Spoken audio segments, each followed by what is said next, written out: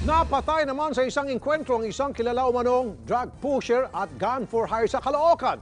Nabaril ang isang pulis na nagpanggap na buyer pero hindi nasugatan. Nasa gitna na aksyon si Carlo Castillo. Exclusive! Sa eksklusibong kuha ng News 5, makikitang lalaking nakaitim na damit at puting shorts na nakatambay sa kanto ng Sinilyasi at Salmon Street sa Barangay 8 sa Caloocan. Bandang alas 11 ng gabi, nang lapitan ito ng isa pang lalaking nakasombrero at itim na damit. Sandali silang nag-usap. Maya-maya, ito na ang mga sumunod na eksena. Dito na nagsilabasan ang mga nakatagong pulis para habulin ang nakasombrerong gunman.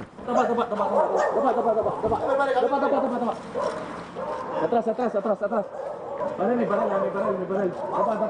Dapa. Ilang minutong tumagal ang palitan ng putok ng baril.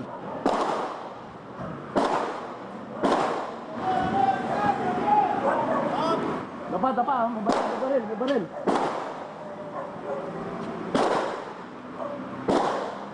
Patay ang sospek na nakilalang si alias Buknoy, nakilalaw manong tulak ng shabu at miyembro ng gun for hire.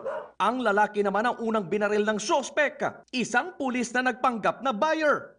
Tama ka? Pumulot siya, pinaputok ako. Puti na, nakabulit vest ako.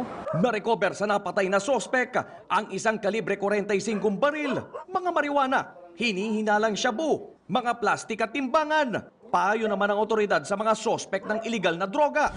Sa court naman kasi, the penalties of, selling is actually life. Pero at least buhay ka. Diba? So, wag na lumaban, sir? Huwag na lumaban, surrender. Umaaksyon! Carlo Castillo, News 5.